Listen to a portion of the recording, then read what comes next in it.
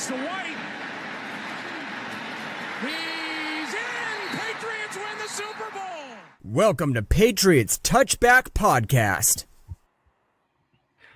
Good evening, everybody. Welcome back to the Patriots Touchback Podcast, Season 3, Episode 62. We are continuing on with our class for the NFL Draft. Obviously, everyone who tuned in on Wednesday, was it Tuesday or Wednesday? I can't remember now. We was doing the edge rusher class, and we had a really good show on that. Thank you to Rob and to Kieran.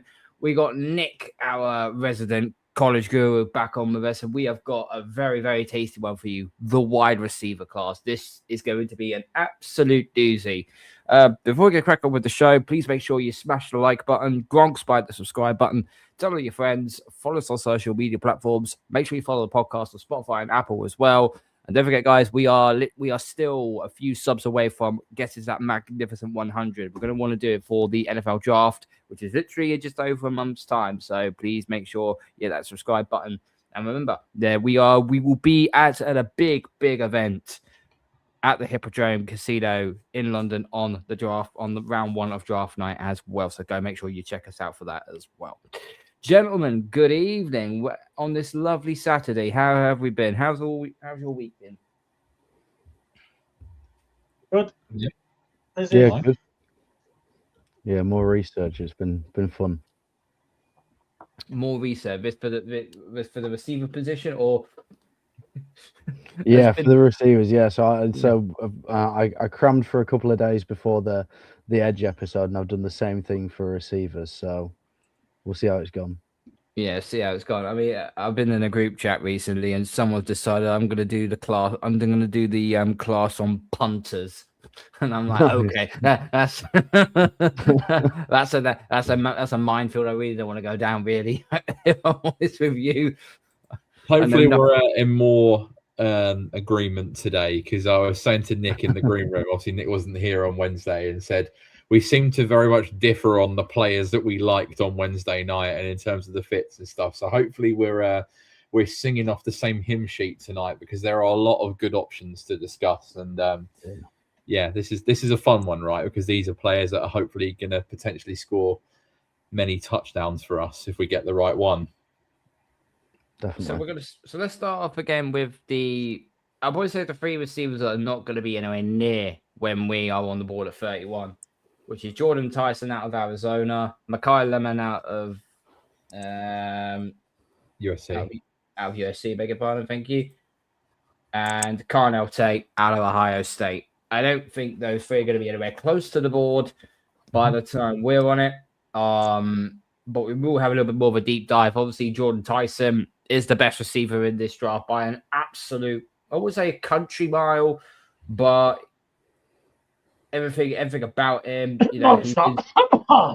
Yeah, I think that's a bold take to start the show, Carl. Excuse me, apologies. Carry on, Carl. Sorry, go on. I mean, the reason I say he could be the first one off the board is because the Jets might take him, and it wouldn't surprise. And the Jets have got no logical thinking, have they? So. But no, if you want me to be sensible, let's go sensible. Then Cardell Tate, wide receiver out of Ohio State, just an absolute beast of a guy. He's polished, technically sound.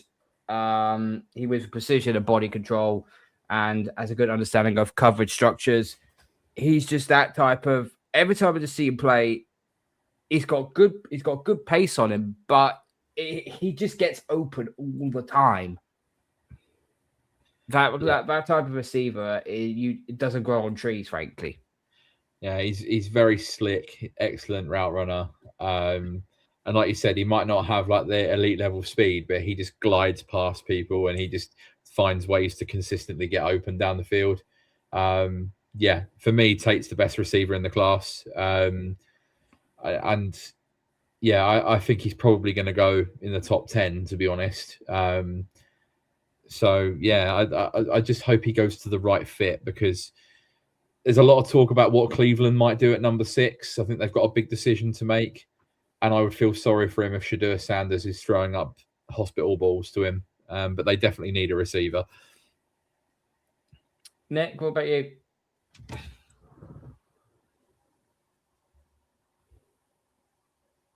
Yeah, for me, Cornell Tate is the best guy in the round in the position. For me, Mackay Lemon's number 2. Jordan Tyson's injury is just take him out of those top 2 spots. I think really Cornell Tate's floor, probably drafting floor, I think probably starts at 4, but that's the earliest I can see him being drafted. I think he'll be gone by 10.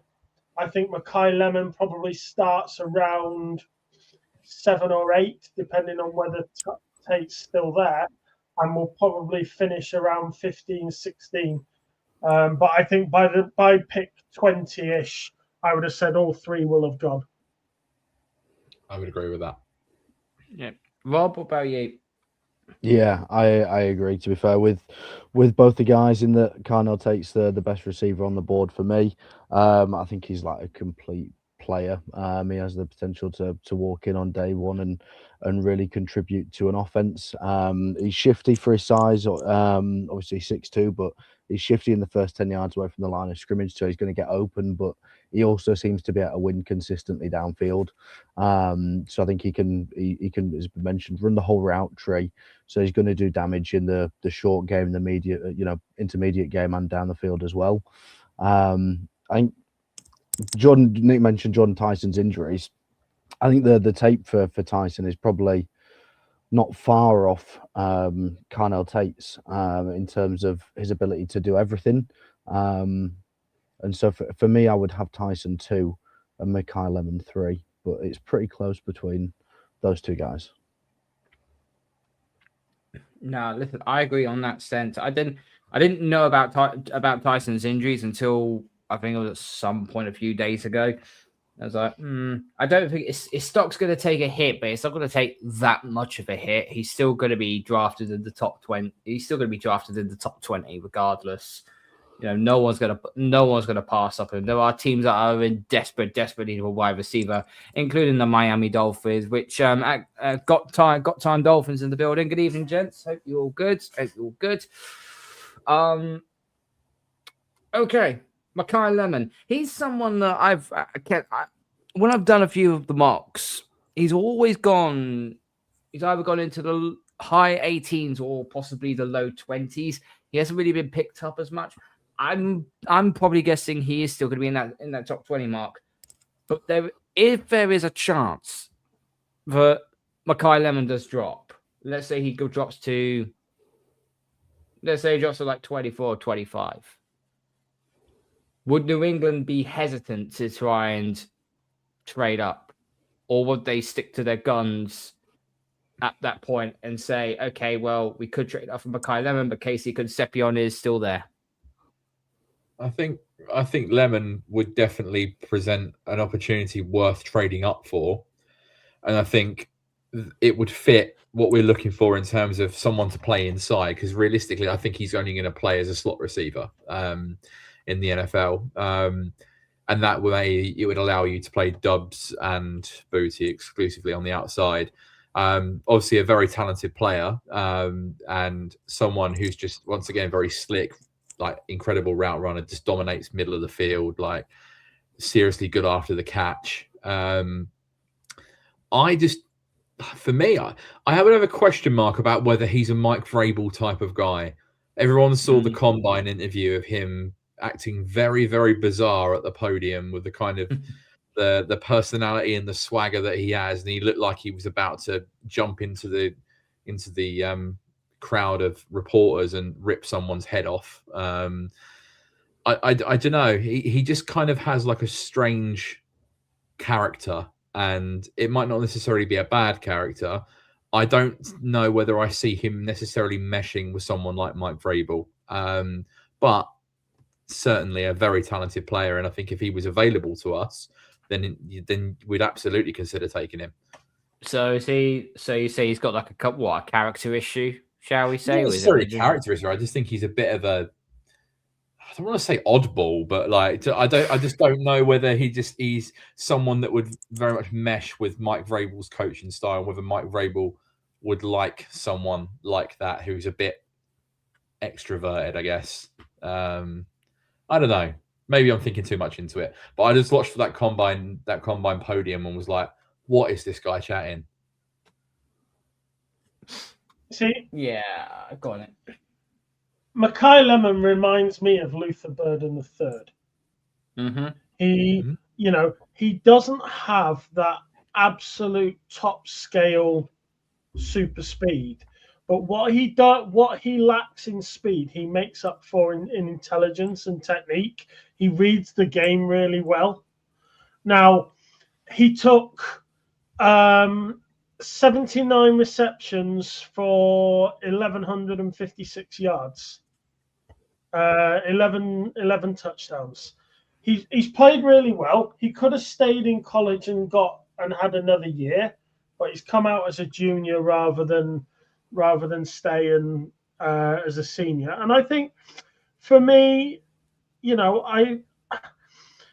his ceiling is higher than Jordan Tyson's for me, but I think Jordan Tyson's floor is higher. So I think Jordan Tyson's the better player now, but I think Mackay Lemon could be the better player over time. He's a very slot dominant player, like Kieran said. So, if you're wanting him to go deep, he will do that. But asking him to cross midfield and pick up a run like that, that's not his greatest skill set. But I think, really for me, I haven't paid too much attention to him because he's out of our range. We're not gonna trade up for that kind of talent. So for me, it's just, he's probably the second best wide receiver in the group. Someone will get a good receiver, move on. So here's the deal. I think Lemon walks into an NFL facility ready to contribute. I think he only had 3 drops on 175 targets. That tells you everything about his hands. He doesn't drop the ball at all. Transition from pro speed to physicality, it demands adjustment, and that will take a little bit of time. Especially if he goes up against more physical corners waiting for him at the next level. But his technical foundation, his competitive spirit, and his QB-friendly reliability, they project him as a player who carves out significant offensive snaps early and grows into a consistent star by year 2. Some receivers do need schemes built around him. Lemon fits into that, and you already run and makes it already better. I'm trying to work out who we could end up going to. There are 2 in my mind straight away in the range that I think he's going to be drafted in. One would be the Saints. If you're looking for someone to be a safety blanket for Tyler Shuck going into year 2, they have Olave on the outside. I think if you put Lemon in the slot, he could be a reliable target for Shuck, and he could see a heavy load of volume. And the other one would be the Rams at number 13. I think if you put him in the slot with Puka and Devontae Adams, that's a very nasty wide receiver trio, but also it's a very... I hate that. You would hate it because it's very good.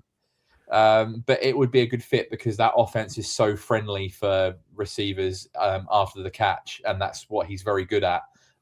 So McVay would be able to use him in a very good way.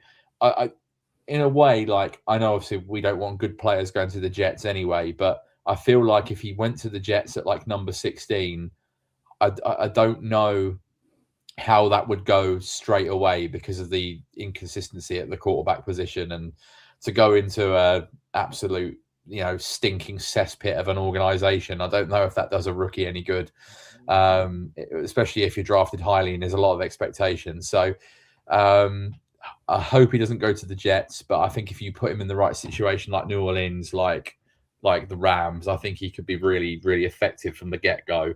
But like you said, Carl, I think scheme is going to be really important with him. Yeah, scheme definitely will be. Okay, let's move into receivers that should be in our bracket at pick 31. And I've been watching a lot of tape on him for the last couple of days. And the more I watch this kid play, it's just like this route running is just so smooth, so precise, and it's just a beauty to watch. We're going to start off with K.C Conception. I'm from Texas A&M. I don't know if he is going to be there at 31, but my God, if he is there, I am snapping him up without hesitation. As I said, you saw him in the combine. His routes was just so smooth, and when he was doing the drills, it was just it cornered like a housefly. This kid is you always say Makai Lemon is predominantly a slot receiver, so is K.C Conception. But K.C Conception just runs a more smoother route as far as I'm concerned with the way he's been. I think if he catches the ball inside the 15 yards, guess what? You're going to get a first down. He's going to be Mr. First Down and Mr. Touchdown because he's going to be there. He's going to be that safety valve that Drake May kind of needs now with Stephon Diggs gone. If you look at the range that K.C Conception is supposedly going to go in, so sort of back 20s to 30s, there are two offensive-minded geniuses that would get the most out of him. One of them is Kyle Shanahan, if he ends up in San Francisco, and the other one is Josh McDaniels, because this guy would be excellent in our offense because like he would slot right into the slot role. He's outstanding after the catch. He's explosive. He's sudden. He's incredibly polished as a route runner. And if you put Dubs and Booty on the outside, Conception can be your over the middle guy that can create stuff after the catch, can run by people, offer you some juice over the middle of the field, give you a much needed spark. Because you think about Booty and Dubs are not like, they're both like 4 or 5 receivers in terms of their quickness. K.C Conceptions give you some real explosive and electricity over the middle of the field, and would add a completely new dynamic to the team. So I would love K.C Conception. I think he would be a great fit. And yeah, for me, would be a home run. Also to mention as well, he's a really good returner, and Josh McDaniels loves that a lot. Jeremy Springer would like that, especially with Gibson having been released. He finds another way onto the field as a returner as well. You have him and Marcus Jones as your 2 primary returners, and you're absolutely laughing. So I really, really like Concepcion. Don't know whether he's going to be there at 31, but if he is, I would be almost sprinting the card in. His reception yards after catch is amazing. Over half of his receiving yards from this last season were after the catch. He's absolutely fantastic. And he's so quick. He's so quick off the blocks. That first break from explodes out of his position. He's a very scary wide receiver to have. He's competitive. A lot of his contested catches he won. I like the guy, and I think there's a chance he's available. And as Kieran said, if he is, sprint the card in, because he's I'd much rather have him than AJ Brown. Simple as. Well, we will get into the AJ Brown bit, because obviously we're talking receivers, and we just wonder all the ongoings what's happened with the Eagles. As that added more fuel to the fire. But we'll talk about that added towards the back end of the show. Rob, what do you make of K.C Conception? Yeah, big fan of him. I'm with the guys here that if he's available at 31, I think he's ideal to add to the team. I think that the 3 names that we mentioned at the start of the show, Tate, Lemon and Tyson, are quite clearly the 3 best receivers in the class for me. And then there is a little bit of a step down after that. But for me, K.C Concepcion is right at the top of that next group of guys that are going to be available, and top of the list of guys that are likely to be available for for us at 31 overall. As the guys have mentioned, he's a really good route runner. And I think that one of the things that I look for in that slot receiver when it comes to the draft in particular is it's very common to see a lot of guys who play that slot role, but a lot of what they do is behind at or within 5 yards of the line of scrimmage. And K.C Conception can do all of that, but he's got a lot more in his locker as well in terms of being able to go down the field and run some more intermediate routes. He's 196 pounds at 6 foot as well, so there's a little bit of a stockier build as well. So it just gives me that little bit more confidence that when it comes to, running across the middle of the field, taking hits, he's proven in college he's got an ability to survive contact. Not only does he win contested catches, but he can bounce off players and he's secure with the football when he does run into tacklers as well. So I really like the guy, as it's been mentioned. For Josh McDaniels, Josh has thrived with slot type guys, slot type bodies in Jules, Danny Amendola, and even Chris Hogan. We all sort of automatically want that 6'4" ex receiver that will go down the field and win jump balls. But in terms of what really has been really effective in the system with Josh, adding somebody in that slot role who's going to be the quarterback's best friend and be able to move the chains on a consistent basis, I think that K.C Conception would be a great move if he's there at 31. Yeah. I'll throw around here. What player comparison? Who do you reckon K.C Conception reminds you of? Oh, good question. It doesn't have to be a Patriots player. I've already got someone in mind already. Khalil Shakir was the first one that came to mind for me. Nice. Nick? Yeah, I don't mind that, actually. I think he's probably a bit more explosive than Khalil Shakir, but I actually think that's not a bad shout. God, I genuinely don't know. I'm just trying to rack my brains of a guy. His speed reminds me of Tetmac. Tet McMillan? Yeah. Okay. Fair enough. All right. But I think there's. See, having watched him all year, I'm trying to sort of think about how I felt when I first started watching him, as opposed to what I think now.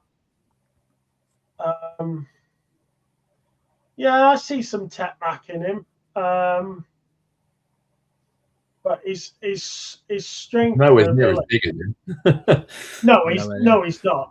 No, he's not. But I'm just thinking that strength and ability to compete and win the battle for me. That's where I'm coming down like that. Okay, so I'll throw the name out here right now, and sorry to give all Patriots fans PTSD here. Reminds me of Lad McConkey. Okay, yeah. Again, not too far away. I think, there are certain characteristics that would make sense with that. Again, I think he's probably a bit more explosive than McConkey, but I think certainly in terms of the route running and the after the catch stuff and the middle of the field dominance, and the size, yes, I think that would probably marry up quite well. I'm struggling to think of someone, to be honest. Because it's unusual to kind of have a slot guy that's just that quick off the line and that sudden, with the explosiveness and the speed too. Normally you kind of have one or the other. I think he's quite unique in that sense. Yeah, listen, with Conception, he isn't going to bully, he's not going to bully press corners or make circus grabs. That's not his game. But what he will do is consistently separate, consistently find grass, and he'll consistently turn short completions into longer gains, especially if New England get their blocking schemes in check. If they do, not only will that help Trayvon Henderson, but, K.C Conception, I've seen those multiple highlight reels when he scored touchdowns. It was a catch for 3 yards, but the blockers in front of him just created a big, humongous ass lane. And you're like, right, here we go, in we go, straight all the way in for a touchdown. I've just put in on AI K.C Conception NFL Pro Comps. Oh, here we go. Khalil Shakir is one of them. So well done, Rob, for coming up with that. That was excellent. The other ones are Doug Baldwin, Emmanuel Sanders, Julian Edelman. Ooh. Yeah. And Curtis Samuel, but I'm not sure I see that. He's ass. Yeah. So no, I like KC. I really, really do. If he's there at 31, I don't know. One receiver I think should be there at 31. And I've had to do a bit more of a deep dive on the guy, but I think he would be there at 31. I think he's scheduled to be late first, early second round. Omar Cooper Jr., wide receiver out of Indiana. I keep watching this guy on his tape, and I just get more and more impressed by him. Now, I believe he is still predominantly, he's a multi-role receiver. We can put him in the slot. You can line him out wide. You can go deep. He's a very, very versatile receiver. He ran a 4.42 in the 40 time. Got good metrics. 40 vertical, very good. 10 yard was 1.55, which is very good for the split. He got catch of the year. Anybody ever seen that catch? Flipping God, I've never seen it as well. That's porn. That's just dirty. Steady on. The thing is, if that's in the NFL, it's not a catch. That's what makes. Yeah. No, thank you. Because he only had one for he didn't compete in the 10 toes down challenge on that one. We'll flip it around a bit. Nick, we'll start with you. Omar Cooper Jr. I think. What have you made of him? Obviously, he won the national title for a reason. No, obviously, it was also to do with Fernando Mendoza, but he was the main. He was the main architect. Him and Elijah Scarrett were a great 1-2.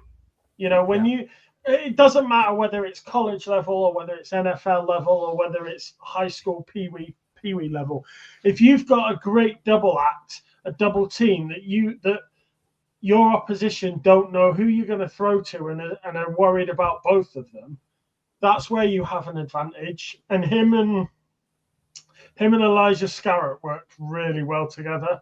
And I think that, as well as Mendoza, that was one of the great successes of Indiana. Now, I actually think Scarrett will go ahead of Conception. I think when it comes down to the draft, I think Scarrett will get drafted ahead of KC. That's just my personal opinion, based on I feel like he's got an absolute dime of a ability to read the game. You know, that catch of the year is he had no room in which to operate, and he had to trust. He trusted that Mendoza would put it where he needed to, but he still managed that tiny little window of operation, and he still worked his magic in it. I think he's got great technique, great hand-eye coordination. He will be a superstar. In the right system, he will be. Yeah. In the right system. Rob, what do you make of Omar Cooper? Yeah, big fan of him. Big fan. I think for me, when it comes to the slot receiver type, of the guys that are going to be available, it's K.C. Conception would be at the top of my list, and then Omar Cooper Jr. would be pretty clearly the next guy on there. And I like him a lot better than a lot of the other slot receivers that are going to be available in rounds 2 and 3. Because he's got that ability to run routes down the field, and he gives you a little bit more versatility than what most of the other guys in the class seem to do. So I really like him. He's elusive. He's a good route runner. Again, he's got that ability to make catches in traffic over the middle of the field, survive contact. I really like his ability to do that, and he can go downfield from time to time as well. He's got a little bit more in the way of injury history than what K.C. Concepcion does, but there's nothing that worries me too much. Yes, there's a torn ACL, but that's all the way back in 2020, and if you look at his production since. It seems like he's bounced back from that, and that doesn't really give me any sort of long-term concerns. Almost 1,000 yards, 937 yards this year, 13 receiving touchdowns and a rushing touchdown as well. Like, incredible production. And like I say, in terms of the slot receivers, it's K.C Conception and then Omar Cooper Jr. for me, and then there's a pretty big gap to the next guy. So if Conception was off the board, then I'd be more than happy with, not taking Omar Cooper Jr. at 31, I would say, but as a backup option in the second round, for example, I'd love to see him as well.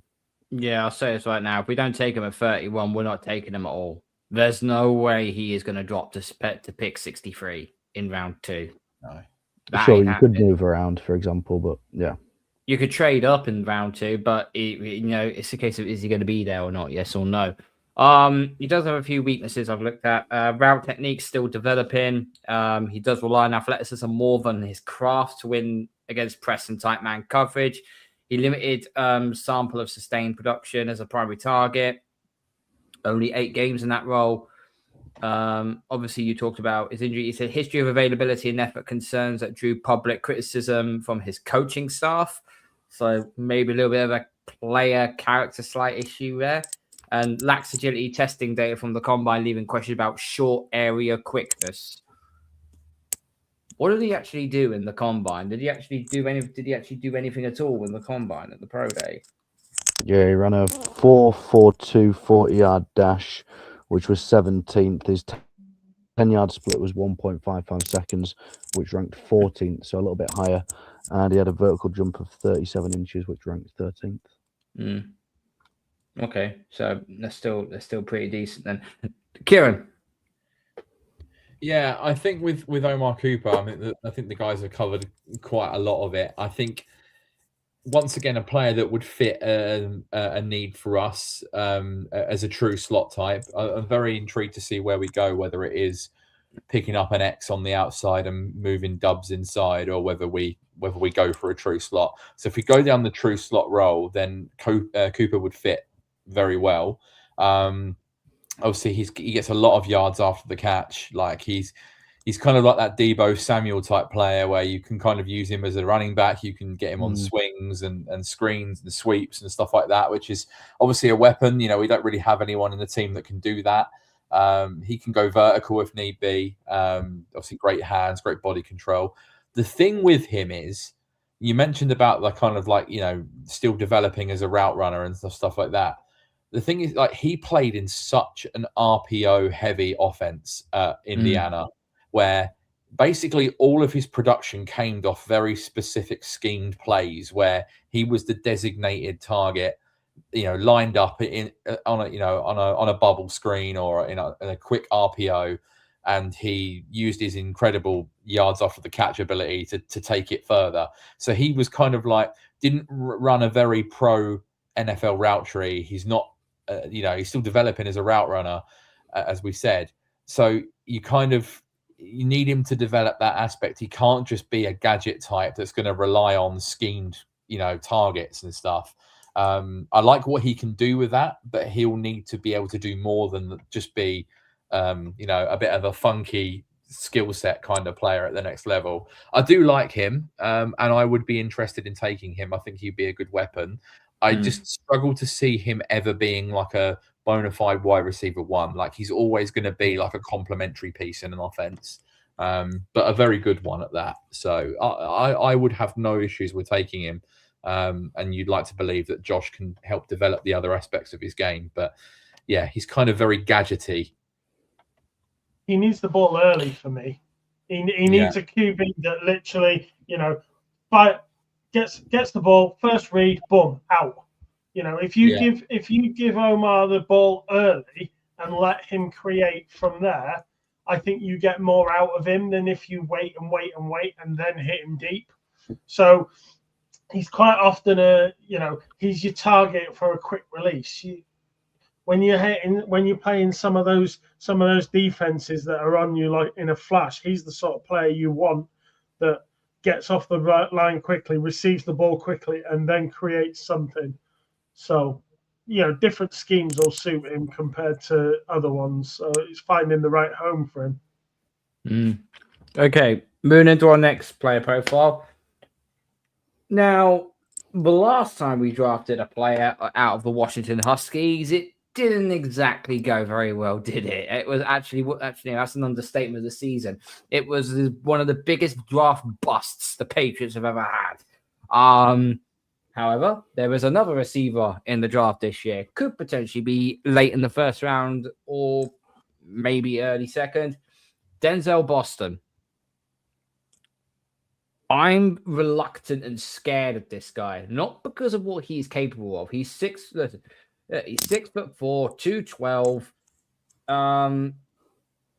He ran a shot of 4.28, which is okay, I suppose. When you see it on tape, he does it so effortlessly. He's got great pace. He goes for the jump ball. He's strong, very capable. But I am snake bitten by the last time we took a Husky receiver. Am I just being a bit paranoid, or is there cause, or is there concern of maybe not go down this road again? No, there's something about him I don't like either, and I can't put my finger on it. You're right, Carl. There's a vibe there, and it's not. It's not a Washington thing. There's just something like if someone said to me, right, Omar's gone, K.C.'s gone, there you go. You've got Denzel Boston. I'll be like, really? Is Chris Bell available? Is Brazzel available? Are any of those two available? Can I have one of those? There's just something about, and I'm not saying he's not a good player. He is. There's just something about him that isn't quite sitting right with me. I mean, he played well. He had a good season. 62 receptions, 800 and odd yards. He's done really well. He reminds me. He reminds me of Trey Harris out of Ole Miss. But there's just some. I can't put my finger on it. There's just something that leaves me a little uneasy with him. I feel it, and I think it's not so much the Washington thing, even though you don't want to be burnt twice by the same program, but it's kind of like the N'Keal Harry PTSD from 2019. It's seeing what Keon Coleman has become in Buffalo, which we were all very wary of when he came out a couple of years ago. Like, he was someone that we were like, please do not draft him. No, but Buffalo did so. And that hasn't transpired. Obviously he hasn't gone on and done very well at all. I think Denzel Boston is more talented than the pair of them. And he's certainly, better as a route runner, moves a lot better. But I can see where you guys are coming from. It feels like it's interesting. Nick said that it reminds you of Trey Harris from last year, who was a player that I really liked in like that second, third round range. But I comped Trey Harris to Nico Collins, and I kind of feel like Denzel Boston is going to be like a slightly B-Tech Nico Collins. So like I kind of great minds think alike. I mean, that's quite disrespectful to Nico Collins, actually, to be very honest with you. I have him as my fifth receiver, but I will say this now. If Chris Bell was healthy, I would have Chris Bell over him in my top five. I really, really like Chris Bell. I think you'd have Chris. I think you take Chris Bell anyway. The only reason being why, because if you don't re-sign Keyshawn Booty, then he's a free agent next year. So then you got Chris Bell to go in. Yeah, but then it means you're kicking the can down and to say, okay, maybe not this year, but maybe next year. You've just come off the back of a Super Bowl, so you want to continue to put the charge on, don't you? So I saw the other day. Apparently, Bell is ahead of schedule with his recovery. He's already like running on grass and stuff like that. So considering he's only like 4 months post ACL, I think that's pretty impressive. I don't know how much you're getting out of him as a rookie because of coming off such a significant injury. And I feel like he's probably going to end up at a team that doesn't have like an immediate crying need for a receiver. But he's so good. Like, he genuinely is so good.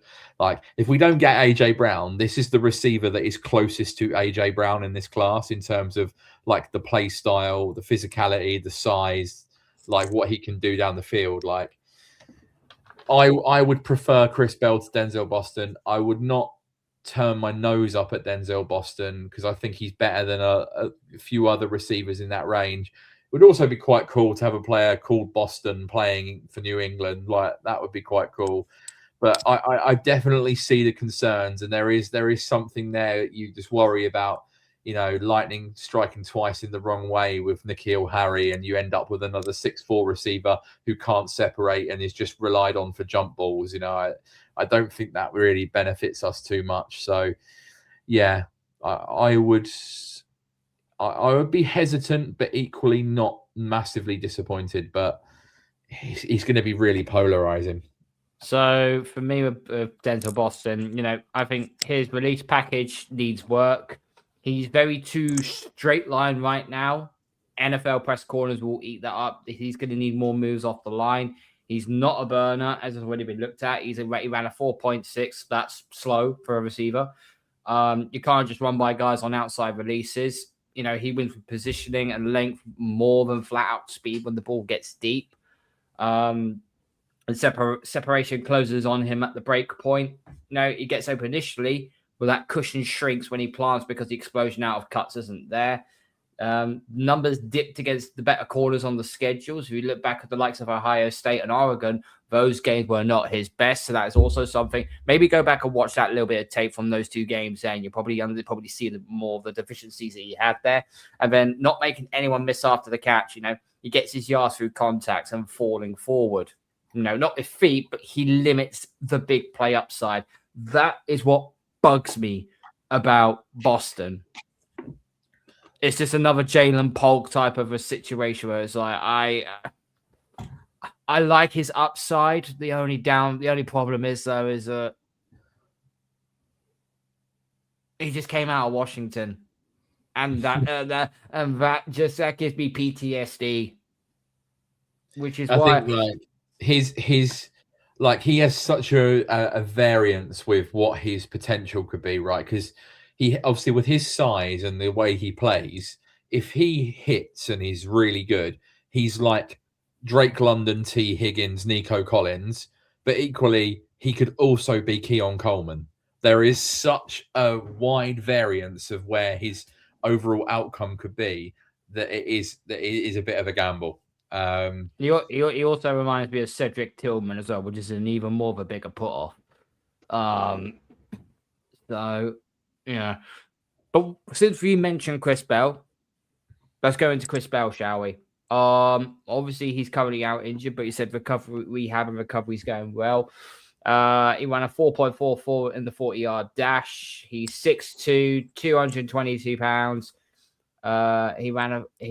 His arm length 31 3/4, which is pretty good, and his hands 10 inches. So obviously he can catch a ball and so on.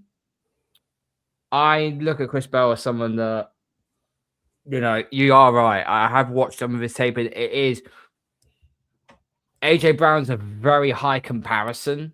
I would probably say he's more sort of Alakayamano, who's at Tennessee right now. My own personal opinion.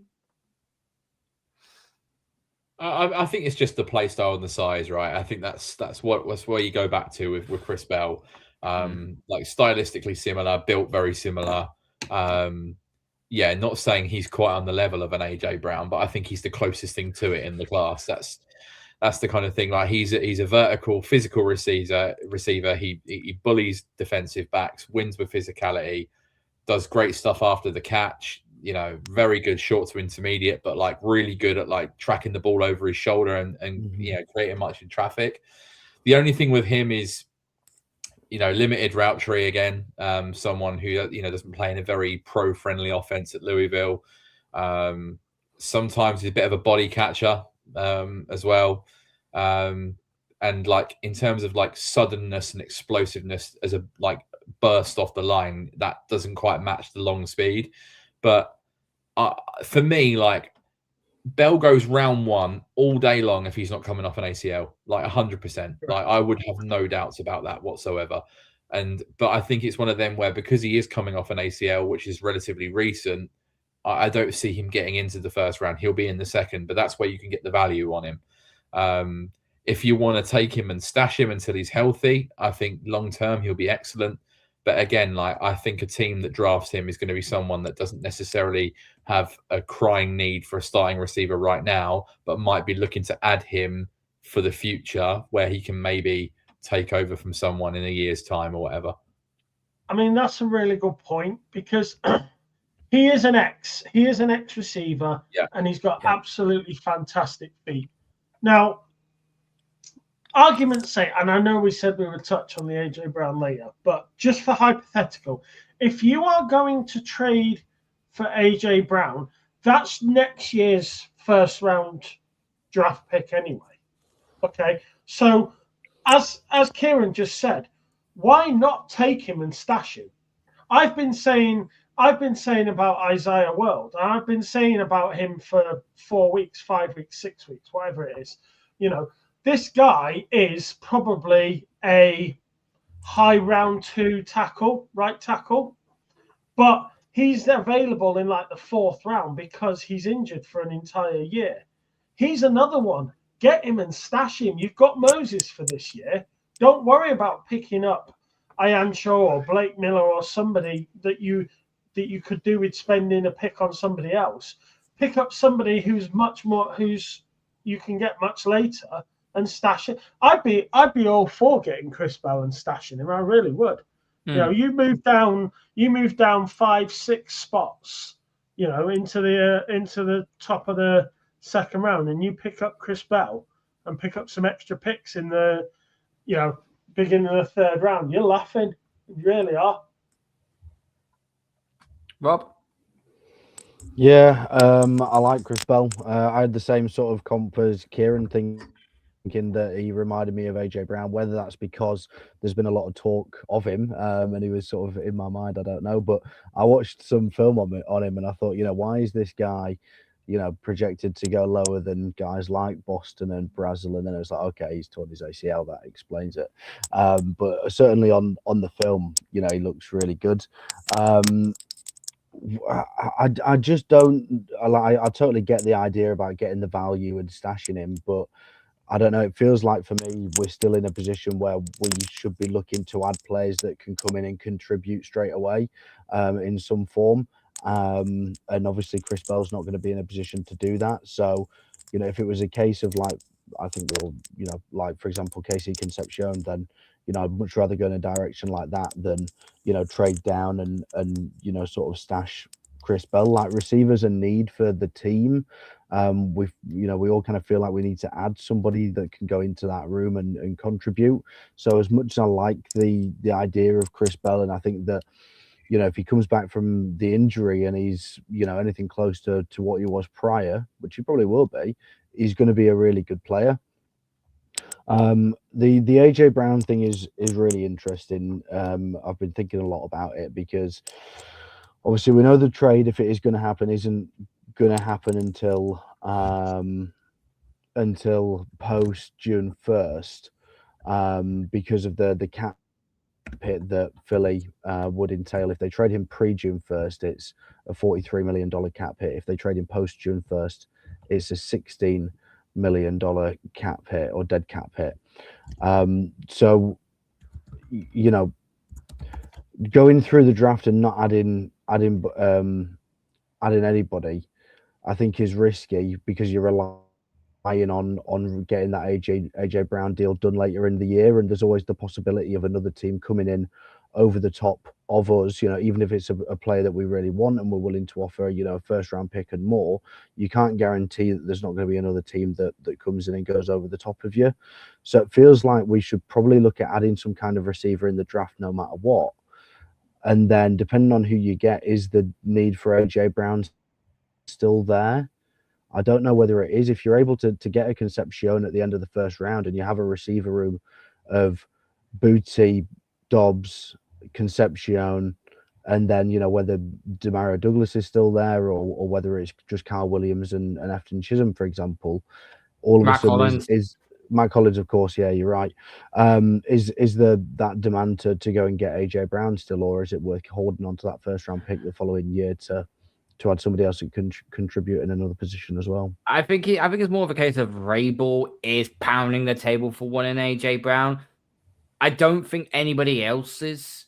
I'd be very, very surprised if Elliot Wolf turns and goes, "Oh yeah, I'm all in on AJ Brown," or Drake May turns around, "Yeah, I'm all in on AJ Brown." I generally think this whole situation is all about Mike Vrabel. I think he wants AJ Brown because obviously AJ Brown played with Vrabel in Tennessee. So, but the problem is, though, if you do sacrifice, let's just say, I think if you sacrifice next year's first and next year's fourth round pick, for example, you are then banking at AJ Brown. The whole point of you making that trade is that he is the final piece for you to win a Super Bowl. That's basically what you're banking on. And if it blows up in your face, there's only one person that you blame. That's Vrabel.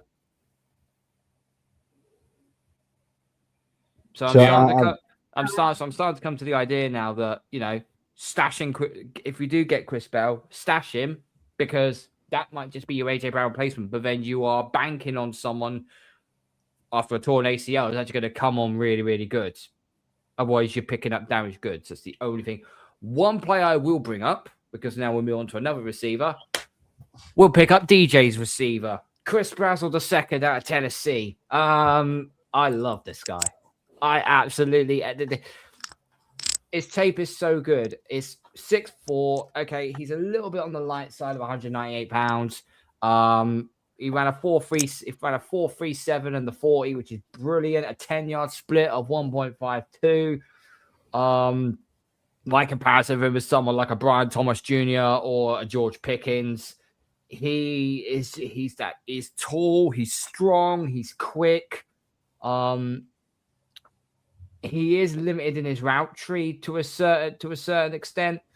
He does like concentration at times, but I'm sure going to going to the Patriots where Vrabel will drill it into Minnesota or Josh McDaniels for that.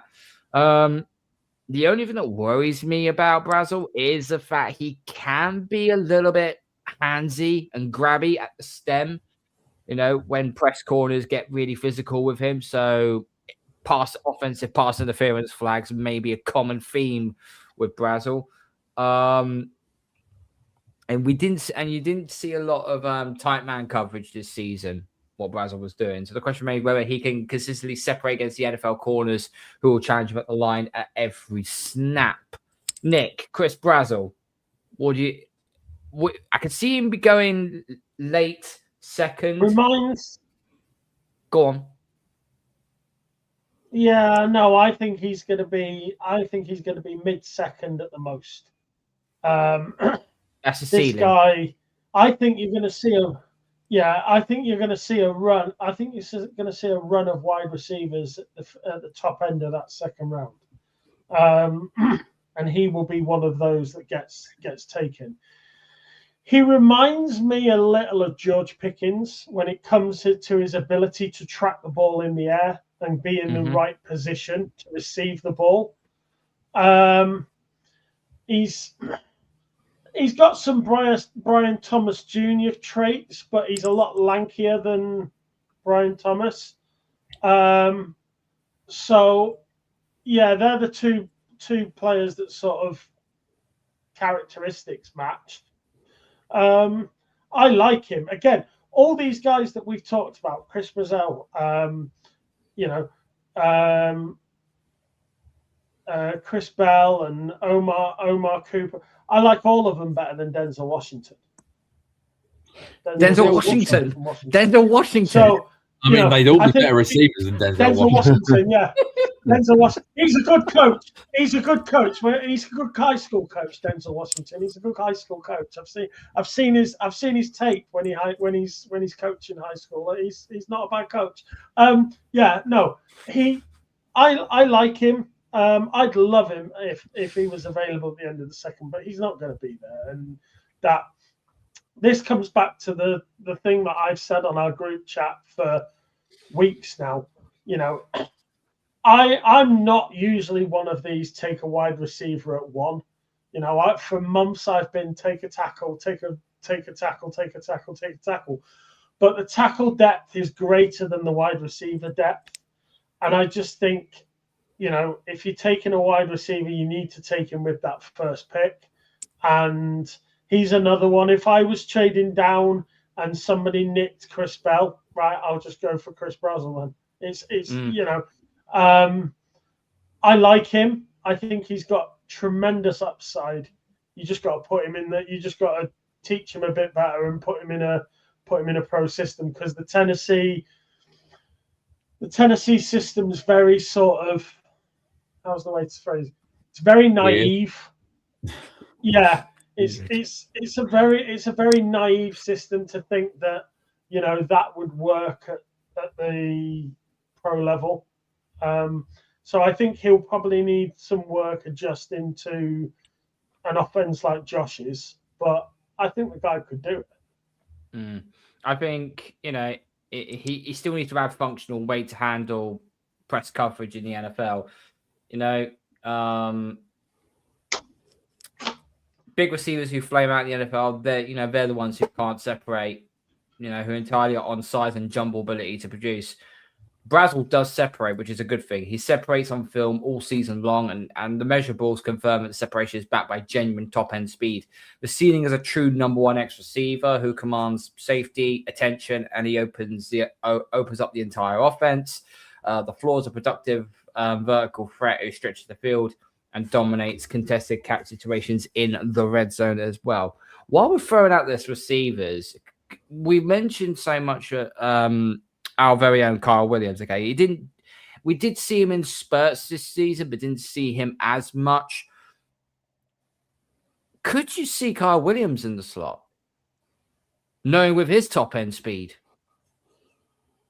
I think it's certainly possible. I think, yeah, it's just a little bit unsure kind of what his role is going forward at the moment. Obviously, last year he kind of played like, you know, that kind of rotational deep threat role, and obviously tried to stretch the field, had 3 touchdowns. So yeah, it's certainly possible. Kyle Williams can do a lot more than what he showed last year, and obviously he didn't get a lot of volume. I don't know whether he's a traditional slot type, though, would be kind of my thoughts on that. I think he can play in there, but he doesn't really have the characteristics of a traditional kind of Josh McDaniels slot receiver. So I do think he'll kick on a bit this year. I think he should really be like, you know, rotating in with maybe Kayshon Boutte on the outside. Maybe he should be getting more snaps than Mac Hollins. But, you know, we'll see kind of how he develops. I think Nick makes a really good point about Brazzel in terms of the Tennessee offense, because they play an extremely weird scheme that is very unique. Not a lot of other teams play that way. They ask them to do very odd things and line up in odd ways and run very odd routes. So that's obviously going to be, you know, an adjustment for him, because he's not really played anything close to, you know, running a pro route tree. And equally, the one thing that is a little bit off-putting with him is the track record of Tennessee receivers is not exactly good the last few years. You know, they do struggle to adjust to the league. You think about the last few guys that have come out. Dante Thornton last year, mid-round pick for the Raiders. Jalen Hyatt hasn't really panned out for the Giants. You've seen Cedric Tillman come out. There's not been a great track record of that particular college. I think Brazzel is way more talented than them. And I think the fact that he can be a big X and stretch the field with his speed is a big weapon to have. But he'll need time to kind of adjust to a new role, new route tree, to develop into more of a pro receiver. So, yeah, I don't think he's someone that's going to come in straight away and make an impact. He'll need a bit of time, but there's certainly a lot to like. I think he'd be an excellent second round pick. Not sure I'd take him 31 just yet. I think if we traded back, he'd be a good candidate for a trade back to pick up. And I think long term he could be a really good gamble. I like him more than some of the other outside guys in the same range. So yeah, he would definitely be on my list. Okay. We've been going an hour now. We've still got a lot more receivers to cover. So I was going to say, if I can just jump in, Carl, I was actually going to say, looking further down the list, are there any wide receivers that people like that are a lot deeper in the draft? So I will give you, because obviously, if you argument's sake say you're not going to take a wide receiver till round 4, you're talking about quite a way down the list. So I was wondering whether anybody had wide receivers that they liked a lot deeper. Jacoby Lane out of USC. That was one of my players. I think again it comes back to what's your flavor in terms of what kind of receiver you want. I think if you're looking for an outside guy, then I think Carl comes up with a good option with Jacoby Lane. I think I would be a bit concerned. Nick and I have had this conversation off the podcast. I'd be concerned about Malachi Fields. If you've got concerns about Denzel Boston, Carl, then don't watch Malachi Fields because he'll give you even more PTSD of N'Keal Harry. I don't watch Notre Dame football, so hey, whoa! Let's not be like that.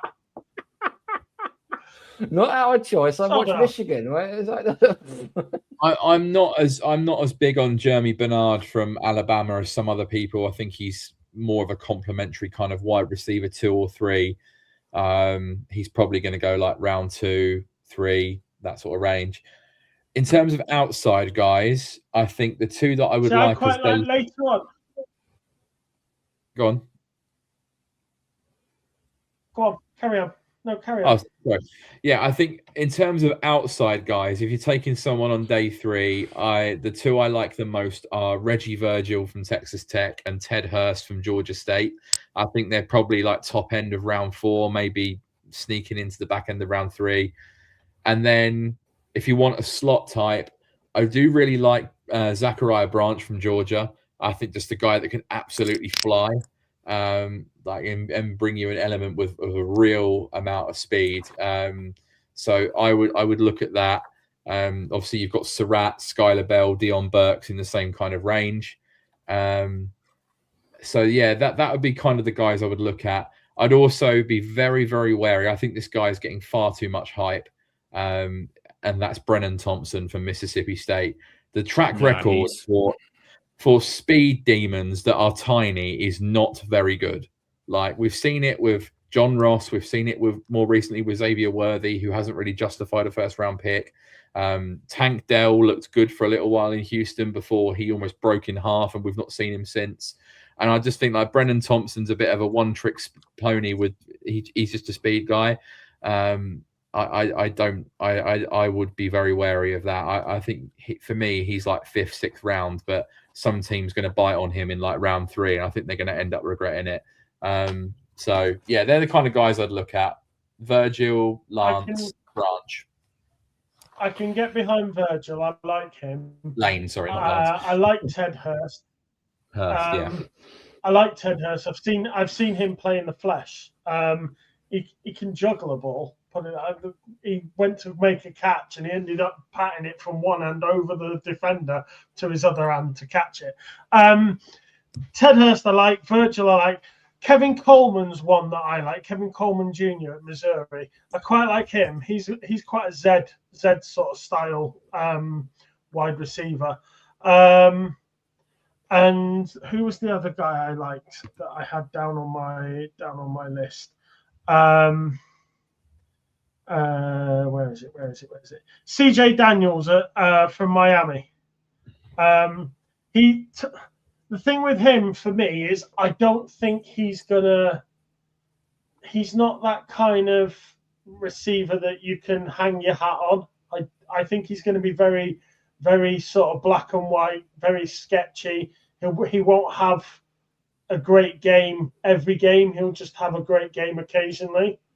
But the thing, just you talk about Zachariah Branch. I think Zachariah Branch has got the potential to be a great returner, but I don't know whether I'd have him as like a lead wide receiver.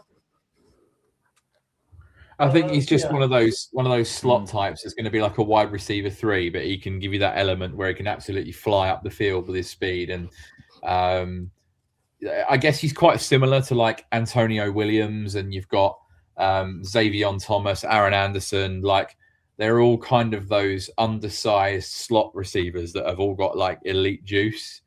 So like they're obviously, really solid options. I think Skylar Bell's quite intriguing as well, because obviously UConn, small school in New England, and he's a slot type, like he would be interesting. And I also saw the other day that supposedly the Patriots have had a top 30 visit with DeJon Stribling from Ole Miss, who is a day 3 receiver, outside guy. Again, you're looking at, a depth option in like round 4 or 5 for him, but thought that was interesting that he had a top 30 visit there. Again, it comes down to flavor and what kind of receiver you want, whether you want a slot type or an outside guy. But it's a very deep class. There are obviously a handful of guys that I'm not very keen on, like Bernard. I'm not massive on Daniels, although Nick mentioned it. I'm not massive on Fields, not massive on Bryce Lance. By the way, PFF, I love PFF. But having Bryce Lance as a 2nd round pick, what the fuck are you smoking? Jesus Christ. That is so high. Like, I think he's like a 5th, 6th round player. Like, just because his brother was overdrafted doesn't mean he has to be as well. No, I think he's going to be more like a 4th rounder. I think he'll go somewhere like that. That would be somewhat reasonable, but 2nd round, Jesus Christ. Like, yeah, that would be way over. He doesn't shine for me. He doesn't shine. I don't know why he's so high. That's insane. Like, I don't think he's anywhere near that. Close. There is a receiver. It will be available in the back end, probably in round 6, probably maybe round 7. And I know this guy is really a speedster, and really he's literally a go route. He's literally a 9 guy, and that's probably about all you're going to get out of him. But Jeff Caldwell, wide receiver out of Cincy, his combine was pretty much flawless. Vertical, broad, 10-yard, 40-yard, was all in the blue, which is basically 100%. He was the top end of absolutely everything. Height 6'5", he's 216. Good arm and hand size. But does remind me a little bit of Dante Thornton Jr., who's now playing for the Raiders currently. But his speed is what completely takes me aback. It's just flat out impossible to stop him. The problem is though, he is just you are right, he's a bit of a one-trick pony. But if you legitimately just need a receiver to take this up, or if you generally want someone to play kickoff return with his speed, that'll be actually pretty dangerous. I think if you're looking for an interesting player late in the draft, like in that same range as what you just said with Caldwell there, Carl, if you're looking for someone just to be a returner, if you want to take in like a round 6 or 7 stab on someone just to return kicks, Barrion Brown from LSU would fit that bill very well. Someone that can just flat out fly up the field. Probably not going to contribute much on offense, but someone I think can develop a nice career as a specialist returner. But you're looking like a real back end of the draft for that one. 5'11", ran a 4.4. See, 10-yard split. 10-yard split was terrible though. Anderson, yeah, similar. LSU just have all these undersized, fast receivers. Like, what happened to wide receiver U with Jamar Chase and Jefferson and Malik Neighbors. They've gone from like having these elite wide receivers and Keishon Boutte, of course, to now just having small, fast guys that are all like round 4 or 5 talents. The builder probably building one up for the 2027 season as we speak. Probably no in LSU. Rob, Eli, go on. What 3 receivers in the back end of the draft are you keeping an eye on who Patriots might go after? I'll give you a couple of names in the middle of the draft, if that's all right. So, the guys have covered a couple of the day three guys. I like CJ Daniels. He just makes crazy catches. But I agree with Kieran on guys like Bryce Lance. It's like, go and tear it up in the CFL and bring Trey along with you, and that'll be a better solution, I think. But in the middle of the draft, I just personally, I feel like there's a lot more potential to find a really good slot receiver than what there is to find a really good X receiver. Yeah. Brazzel and Boston, both probably the two guys at the top of the list, and Bell in terms of that X receiver. Neither of them blow me away. I like both of them, but neither of them blow me away. Whereas Conception, I personally like Cooper Jr. And then I think even down the list again, it's slot receivers. The only thing that so the guy that I'm going to talk about is Antonio Williams, right? And he's a little bit bigger than some of the other guys that have been mentioned. So Zachariah Branch and Brennan Thompson are both 5'9", really light guys, and remind me a little bit of Pop Douglas, or they're at least the same build as that. And we've spoken before about taking Pop out and bringing in another guy of his ilk or his build, and why would you want to look at doing that? Whereas for me, Antonio Williams is just that little bit bigger. He's 6 foot, about 187 pounds. His production in 2025 wasn't quite what it was in 24, but in 2024 at Clemson, he had 904 yards and 11 receiving touchdowns.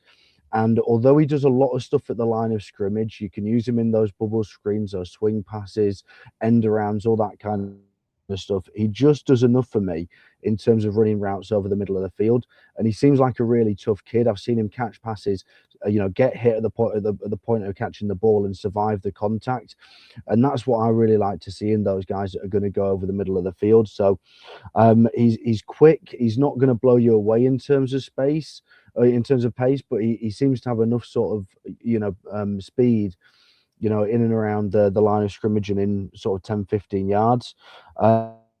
So I really like him. Just a little sort of wrinkle on it as well is that he's thrown the occasional touchdown pass as well. So that just adds a little sort of fun element to his game. But I really like him as an option. I think you guys will probably be able to tell me out, but I'm guessing he'll be like a round 3 receiver, I would say, or 4 maybe. The other guy that I like, and this name's also been mentioned, Nick, you mentioned his name, is Elijah Surratt out of Indiana. I really like him. I don't think he's got the potential to be a number 1 receiver at any point in the future, but he just seems like the kind of guy, when I watch his film, that he could be a really solid, reliable number 3 receiver for someone somewhere. He tends to get open in the first 10-15 yards from the line of scrimmage. He's not going to burn you down the field or anything, but he doesn't have elite speed, but he just seems like a sort of high floor, low ceiling maybe. But the guy that he reminded me of, and I went and checked the physicals, and it checks out as well. But Elijah Surratt 6'2", 210, and the guy that he reminded me of at 6'1", 210 is Chris Hogan. Again, like I say, not someone that's going to be, a number 1 wide receiver for anyone, but if he's your third option, then that's pretty good. So I like those 2 guys. I think Surratt is a little bit, not like in terms of like too much, but there's elements of Cooper Kupp to that game, because Cooper Kupp's like what, a 6'1" slot receiver. Yeah. And I think in terms of the way they play and the way that they're physical and they're not necessarily like burners, and they can score a lot in the red zone and they can make a lot of tricky catches. Like I think there is an element of Cooper Kupp to Elijah Surratt. I think he's going to be like a big slot, right? He's not going to play on the outside. He's not going to be kind of your traditional slot, but he can be an effective big slot, and I would have no issues there. I think second round's probably about right for him. But with Antonio Williams, there's kind of like a weird cluster. Like I feel like Zachariah Branch, Skylar Bell, Dion Burks, and Antonio Williams are all going to go in the same area because they're all quite similar. Like they're all going to be like round 3, and they're all going to go like in the same run because stylistically they're very very similar. I feel like you said, there's probably more of an opportunity to find a guy like that. There's more depth there in terms of the slot. If you're looking at the outside guys, I think once Brazzel comes off the board, once Jeremy Bernard, Boston, Chris Bell are off the board, like I think Malachi Fields and Jacoby Lane are probably the next two. And I feel like the drop off after that is quite stark. I mean, I said that I like Hurst and Virgil, but I think even after them two, the drop off to the likes of Stribling, McAllister, Lance, Josh Cameron, I think even that's significant in itself. I would say that the outside guys are more tiered than the slot guys, but there's just so much choice. There's tons of choice, and ultimately there are going to be many people on this list that are going to end up being contributors. Carl, you've muted yourself. Sorry about that. We did this at the end of Wednesday's show with the edge rushers. If we was picking a 31, who would we take? So for this one, we're glad to have Nick on for this one. We are going to go back to doing this.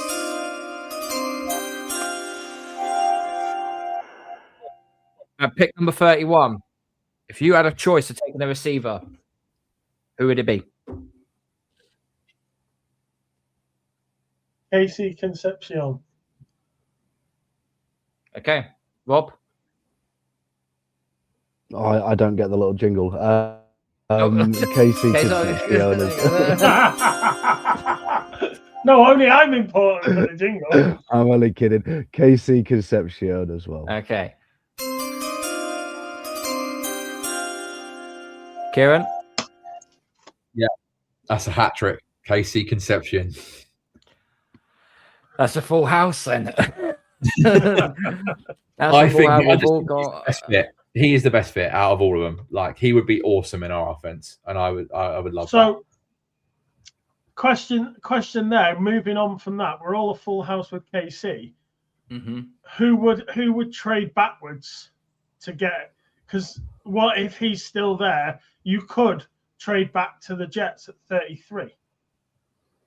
Because Seattle don't want a wide receiver.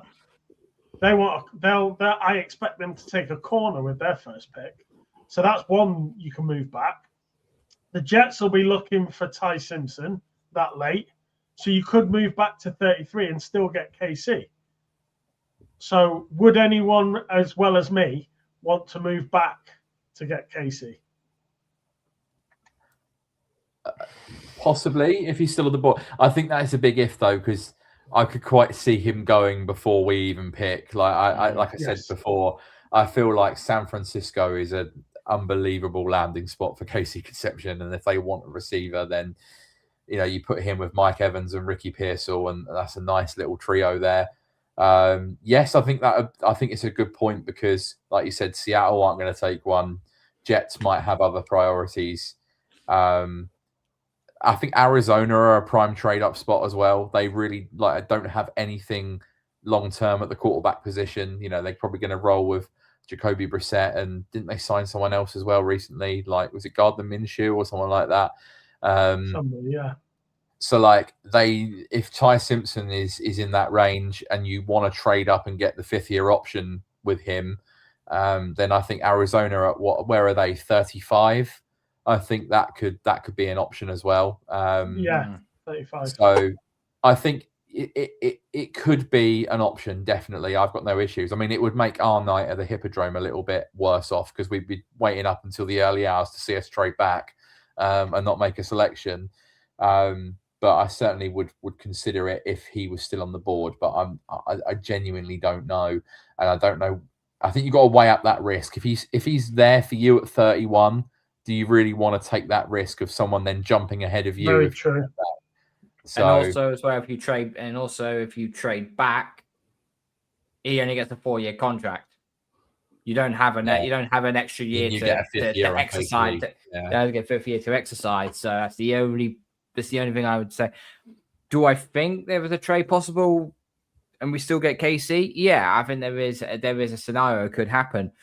Do I want it to happen? No, I fucking don't, because I do, because I think we got too many. We still have too many needs. So yeah. Well, we'll have to see. Gentlemen, great show as always. Thank you so much for joining us. We'll be back again on Tuesday we will dissect another class. We're not sure which one we're going to do yet. I think we might go offensive tackle. We might go offensive line in the next one. We all agree? Tight end. Well, that'll be a quick show. There's a lot of tight ends to pick. It's a very deep class of catching tight ends, just not blocking. But you said that the tackle class is quite deep. But you said the tackle class is quite deep. Yes, the tackle class is quite deep. The tackle class is quite deep. Yes. And on that bombshell, we'll do the tackle positions then on Tuesday, and then go on. Just to add to what we just said, it was reported last night that the Patriots are set to meet with K.C. Conception on a top 30 visit this week. So, nice. I mean, take that with a pinch of salt, but if they're bringing him in for a visit, clearly at least some level of interest. The only thing I am worried about regarding of this is we're picking at 31. Kansas City pick at 29. It would not at all. So, K.C. Conception with Andy Reid. Yeah. Okay. No, they need a corner. That frightens me. That legitimately frightens me. They need a lot of things, but when there's a new shiny toy from Mahomes who wants to play with, he gets what he wants. And plus, we're also playing the sweepstake of how long will it be before Rashid Rice is in prison. Yeah, like that's got to be considered as well, because if he does get locked up, then they're going to need someone even more. Okay, and on that bombshell, we get on out of here. Thank you all for watching this. Smash the like button, Gronk, swipe the subscribe button, tell all your friends, follow us on social media platforms, follow the podcast on Spotify and Apple as well. And thanks to Kieran and his distaste for the end of the show. We're getting on out of it. Good night. God bless. Go Patriots.